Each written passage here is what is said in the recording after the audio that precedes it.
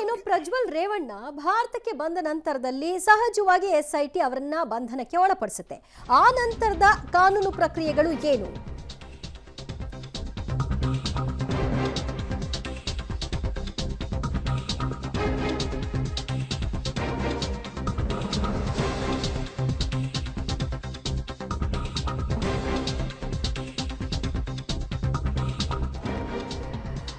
Okay, ಇವತ್ತು ಮಧ್ಯರಾತ್ರಿ 1 ಗಂಟೆ ಆಸುಪಾಸಿಗೆ ಬಂದಿಳಿತಾರೆ ಬೆಂಗಳೂರಿಗೆ ಪ್ರಜ್ವಲ್ ರೇವಣ್ಣ. ಬೆಂಗಳೂರಿಗೆ ಬಂದ ನಂತರದಲ್ಲಿ ಕಾನೂನು ಪ್ರಕ್ರಿಯೆಗಳು ಹೇಗಿರುತ್ತೆ ಇದೆಲ್ಲದರ ಬಗ್ಗೆ public TV pen to pen ಮಾಹಿತಿಯನ್ನ ನಿಮ್ಮ ಮುಂದೆ ಇಡಲಿದೆ. SIT ಮೊದಲೇದಾಗಿ ಅವ್ರನ್ನ ವಶಕ್ಕೆ ಪಡ್ಕೊಂಡ ನಂತರದಲ್ಲಿ ನೇರವಾಗಿ ಕಚೇರಿಗೆ ಕರೆದುಕೊಂಡು ಹೋಗುತ್ತೆ. ನಂತರದಲ್ಲಿ ಮೆಡಿಕಲ್ ಟೆಸ್ಟ್ಗೆ ಕರೆದುಕೊಂಡು ಹೋಗುತ್ತೆ. ಆ ನಂತರ ನ್ಯಾಯಮೂರ್ತಿಗಳ ಮುಂದೆ ಅವರನ್ನ ಹಾಜರುಪಡಿಸ್ತಾರೆ. ಕಸ್ಟಡಿಗೆ ಕೇಳುವಂತಹ ಕೆಲಸಗಳು ಆಗುತ್ತೆ. ಓಕೆ, ಏನೇನು ಪ್ರಜ್ವಲ್ ಬಂಧನದ ಬಳಿಕ ಅಂತ ತುಂಬ ಜನರಿಗೆ ಗೊತ್ತಿಲ್ಲ. ಪ್ರಜ್ವಲ್ ಅವರನ್ನ ಏರ್ಪೋರ್ಟ್ನಿಂದ ಹೊರಕ್ಕೆ ಕರ್ಕೊಂಡು ಬರೋದಕ್ಕೆ ನನ್ನ ಪ್ರಕಾರ 2 ರಿಂದ 3 ಗಂಟೆ ಬೇಕಾಗುತ್ತೆ. ಎಷ್ಟೇ ಇದ್ರೂ, ಎಷ್ಟೇ ಇವರು ಅಡ್ವಾನ್ಸ್ ಆಗಿ ತಿಳಿಸಿದ್ರು ಕೂಡ ಅಲ್ಲಿನ ಏನೇನು ಪ್ರೊಸೀಜರ್ಸ್ ಇದೆ ಅದನ್ನು ಮುಗಿಸ್ತೇನೆ ಅವ್ರು ಕಳಿಸೋದೇ ಇಲ್ಲ. ಈಗಾಗಲೇ ನಾವು ಲಗೇಜ್ ಬಗ್ಗೆ ಮಾತನಾಡ್ತಾ ಇದ್ವಿ. ಆ ಲಗೇಜ್ ಎಲ್ಲವೂ ಕಂಪ್ಲೀಟ್ ಸ್ಕ್ಯಾನ್ ಆಗಬೇಕಾಗುತ್ತೆ. ಈಗಷ್ಟೇ ಮುರಳಿ ಹೇಳ್ತಾ ಇದ್ದ ಪ್ರಕಾರ ಈ ಹ್ಯಾಬಿಚುಯಲ್ ಡ್ರಗ್ ಸಪ್ಲೈಯರ್ಸ್ ಎಲ್ಲೆಲ್ಲಿನೋ ಯಾವ್ಯಾವ ಮೂಲದಿಂದನೋ ಡ್ರಗ್ಸ್ ತಂದಿರ್ತಾರೆ. ಹಾಗಾಗಿ ಅವ್ರಿಗೆಲ್ಲರೂ ಕೂಡ ಒಂದೇ ಪ್ರಯಾಣಿಕರು. ಪ್ರತಿಯೊಂದು ಸ್ಕ್ಯಾನ್ ಆಗಬೇಕಾಗತ್ತೆ. ಬ್ಲೂ ಕಾರ್ನರ್ ನೋಟಿಸ್ ಇಶ್ಯೂ ಆಗಿರೋದ್ರಿಂದ ಬೆಂಗಳೂರಿನ ಇಮಿಗ್ರೇಷನ್ ಅಧಿಕಾರಿಗಳು ಈ ಎಲ್ಲ ಪ್ರೊಸೀಜರ್ಸನ್ನು ಮುಗಿಸಿ ಇಂಟರ್ಪೋಲ್ಗೆ ಮಾಹಿತಿಯನ್ನು ಕೊಡಬೇಕಾಗತ್ತೆ. ಅದಾದ ನಂತರ ಮೊದಲಿಗೆ ಪ್ರಜ್ವಲ್ ರೇವಣ್ಣನನ್ನು ಅವರು ವಶಕ್ಕೆ ಪಡ್ಕೊಂಡು ನಂತರ ಕೊನೆಗೆ SITಗೆ ಹ್ಯಾಂಡ್ ಓವರ್ ಮಾಡ್ತಾರೆ. 2-3 ಅವರ್ಸ್ ಆಗುತ್ತೆ.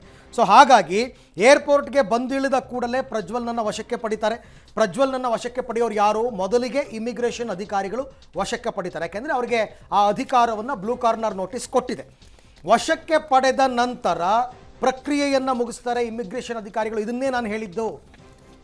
ಇವರಿಗೆ ಇಮಿಗ್ರೇಷನ್ ಅಧಿಕಾರಿಗಳಿಗೆ SITಯಿಂದ ಆರ್ಡರ್ ಬಂದಿರಲ್ಲ ಅರೆಸ್ಟ್ ಮಾಡಿ ಅಂತ, ಇಂಟರ್ಪೋಲಿಂದ ಬಂದಿರುತ್ತೆ. ಅವ್ರಿಗೆ ಇಂಟರ್ಪೋಲ್ಗೆ ಅವರು ರಿಪೋರ್ಟ್ ಮಾಡಬೇಕಾಗುತ್ತೆ. ನೀವು ಕೊಟ್ಟ ಮಾಹಿತಿಯ ಪ್ರಕಾರ ಇಂಥವ್ರೊಬ್ಬರನ್ನ ನಾವು ವಶಕ್ಕೆ ಪಡ್ಕೊಂಡಿದ್ದೀವಿ ಅಂತ. ಅದಕ್ಕೆ ಡಾಕ್ಯುಮೆಂಟೇಷನ್ಸ್ ಎಲ್ಲ ಆಗಬೇಕಾಗುತ್ತೆ. ಅದಕ್ಕೆ ಇವ್ರದ್ದು ಪಾಸ್ಪೋರ್ಟು, ವೀಸಾ, ಮತ್ತೊಂದು ಎಲ್ಲ ಜೆರಾಕ್ಸ್ ತೊಗೊಂಡು ಎಲ್ಲವನ್ನು ಅಟ್ಯಾಚ್ ಮಾಡಿ ಇದೆಲ್ಲ ಪ್ರಕ್ರಿಯೆಗಳು ನಡಿಬೇಕು. ಅದೆಲ್ಲ ಆದ ಬಳಿಕ ಅವರು ಅದೇ ಲೆಟರ್ನಲ್ಲಿ ನಾವು ಕೊನೆಗೆ ಅವ್ರನ್ನ ವಶಕ್ಕೆ ಪಡೆದಿದ್ದೀವಿ ಅಂತ ತೋರಿಸ್ತಾರೆ. ವಶಕ್ಕೆ ಪಡೆದ ನಂತರ ಅದನ್ನು ಇಂಟರ್ಪೋಲ್ ಗಮನಕ್ಕೆ ತಂದು ನಂತರ ಅದನ್ನು SIT ಅವರಿಗೆ ಹಸ್ತಾಂತರ ಮಾಡ್ತಕ್ಕಂಥದ್ದು. ಅಲ್ಲೇ ಅವರು ಅರೆಸ್ಟ್ ಆಗ್ತಾರೆ. ಅರೆಸ್ಟ್ ಆಗಿ ಏರ್ಪೋರ್ಟಿಂದ ಹೊರಗಡೆ ಕರ್ಕೊಂಡು ಬಂದ ನಂತರ ಇಮಿಗ್ರೇಷನ್ ಅಧಿಕಾರಿಗಳದ್ದು ಕರ್ತವ್ಯ ಮುಗೀತು, ಅವ್ರ ಕೆಲಸ ಮುಗೀತು. ಇನ್ನೇನಿದ್ರು SIT ಅವರ ಆಟ. ಅಲ್ಲಿಗೆ ನಾನೊಂದು 2-3 ಅವರ್ಸ್ ಬೇಕಾಗುತ್ತೆ ಅಂತ ಹೇಳಿದ್ದು. ಈ ಬಗ್ಗೆ ಕೂಡ ಮತ್ತಷ್ಟು ಮಾಹಿತಿ ನನ್ನ ಕೊಲೀಗ ನರಸಿಂಹಮೂರ್ತಿ ಅವರಿಂದ ಪಡ್ಕೊಳ್ಳೋಣ. ಮೂರ್ತಿ, ಲ್ಯಾಂಡ್ ಆದ ಕೂಡಲೇ ನಡೀತಕ್ಕಂಥ ಪ್ರಕ್ರಿಯೆಗಳು ಏರ್ಪೋರ್ಟ್ನಲ್ಲಿ ಏನೇನು? ಅರವಿಂದ, ಇವತ್ತು ತಡರಾತ್ರಿ 12:30ಕ್ಕೆ ಲುಫ್ತಾನ್ಸಾ ಏರ್ಲೈನ್ಸ್ನಲ್ಲಿ ಫ್ಲೈಟ್ನಲ್ಲಿ ಪ್ರಜ್ವಲ್ ರೇವಣ್ಣ ಬೆಂಗಳೂರಿಗೆ ಬಂದಿಳಿತಾರೆ. ಆ ಬಳಿಕ ಇವರ ಮೇಲೆ ಲುಕ್ಔಟ್ ನೋಟಿಸ್ ಹಾಗೆ ಈ ಹಿಂದೆ ಬ್ಲೂ ಕಾರ್ನರ್ ನೋಟಿಸನ್ನು ಹೊರಡಿಸಿರೋದ್ರಿಂದ ಪ್ರಜ್ವಲ್ ರೇವಣ್ಣ ಅವ್ರನ್ನ ಇಮಿಗ್ರೇಷನ್ ಅಧಿಕಾರಿಗಳು ವಶಕ್ಕೆ ಪಡೆದುಕೊಳ್ತಾರೆ. ಅವರು ಈ ಹಿಂದೆ ಜಾರಿಯಾಗಿದ್ದಂತಹ ಆ ಒಂದು ಬ್ಲೂ ಕಾರ್ನರ್ ನೋಟಿಸ್ ಅಡಿಯಲ್ಲಿ ವಶಕ್ಕೆ ಪಡೆದುಕೊಂಡು SIT ಅಧಿಕಾರಿಗಳಿಗೆ ಮಾಹಿತಿಯನ್ನು ಕೊಡ್ತಾರೆ. ಈ ರೀತಿಯಾಗಿ ತಮಗೆ ಬೇಕಾಗಿದ್ದಂತಹ ಆರೋಪಿತ ವ್ಯಕ್ತಿ ಈಗ ತಮ್ಮ ಕಸ್ಟಡಿಯಲ್ಲಿದ್ದಾರೆ, ಬಂದು ಕರೆದುಕೊಂಡು ಹೋಗಬಹುದು ಅನ್ನೋ ಹಿನ್ನೆಲೆಯಲ್ಲಿ ಹೀಗಾಗಿ ಅಲ್ಲೊಂದು 1/2-3 ಗಂಟೆಗಳ ಕಾಲ ಆ ಒಂದು ಪ್ರೊಸೀಜರ್ ಹಿಡಿಯಬಹುದು. ಅದಾದ ಬಳಿಕ ಅವರು ಪ್ರೊಸೀಜರನ್ನು ಮುಗಿಸಿ ಆ ಬಳಿಕ ರಾಜ್ಯದ SIT ಅಧಿಕಾರಿಗಳು ಕಸ್ಟಮ್ಸ್ ಅಧಿಕಾರಿಗಳು ಪ್ರಜ್ವಲ್ ರೇವಣ್ಣ ಅವ್ರನ್ನ ಹಸ್ತಾಂತರ ಮಾಡಲಿದ್ದಾರೆ.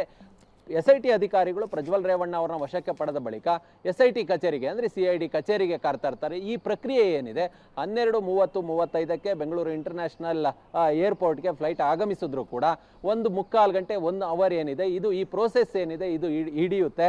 ಇಮಿಗ್ರೇಷನ್ ಅಧಿಕಾರಿಗಳು ತಮ್ಮ ಈ ಒಂದು ಪ್ರೋಸೆಸ್ಸನ್ನು ಮುಗಿಸೋದಕ್ಕೆ 1-1.5 ಗಂಟೆಗಳ ಕಾಲ ಸಮಯಾವಕಾಶ ಬೇಕಾಗಬಹುದು. ಆ ಬಳಿಕ SIT ಅಧಿಕಾರಿಗಳಿಗೆ ಅವ್ರನ್ನ ಹಸ್ತಾಂತರ ಮಾಡುವ ಕೆಲಸವನ್ನ ಮಾಡ್ತಾರೆ.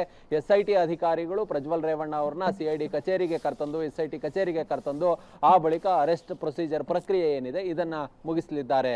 Arvind, okay, thank you. ತಮ್ಮ ಎಲ್ಲ ಮಾಹಿತಿಗೆ ಧನ್ಯವಾದ. ಸೊ ಇವೆಲ್ಲವೂ ಕೂಡ ಪ್ರೊಸೀಜರ್ಸ್ ಏರ್ಪೋರ್ಟ್ ಅಧಿಕಾರಿಗಳಿಗೆ ಇವೆಲ್ಲವೂ ತುಂಬ ಕಾಮನ್ ಆಗಿರುತ್ತೆ. ಯಾಕೆಂದರೆ ಇಂಥ ತುಂಬ ಹ್ಯಾಂಡ್ಲ್ ಮಾಡಿರ್ತಾರೆ. ಬಟ್ ನಮಗೆ ಇದು ಬೇರೆ VIP ಕೇಸ್ ಆಗಿರೋದ್ರಿಂದ ಸ್ವಲ್ಪ ಇಂಟ್ರೆಸ್ಟಿಂಗ್ ಅಂತ ಅನ್ನಿಸ್ತಾ ಇದೆ. ಸಾಮಾನ್ಯ ಪ್ರಯಾಣಿಕ ಆದ್ರೂ ಒಂದು 15-20 ನಿಮಿಷ ಡಿಲೇ ಆಗುತ್ತೆ. ಅವರು ಎಲ್ಲ ಮುಗಿಸ್ಕೊಂಡು ಇನ್ನೂ ಜಾಸ್ತಿ ಆಗುತ್ತೆ. ಲಗೇಜ್ ಬರೋದಕ್ಕೆ ತುಂಬ ಹೊತ್ತು ಹಿಡಿಯುತ್ತೆ. ಲಗೇಜ್ ಎಲ್ಲ ತಗೊಂಡು ಬರೋ ತನಕ ತುಂಬ ಲೇಟ್ ಆಗುತ್ತೆ. ಓಕೆ.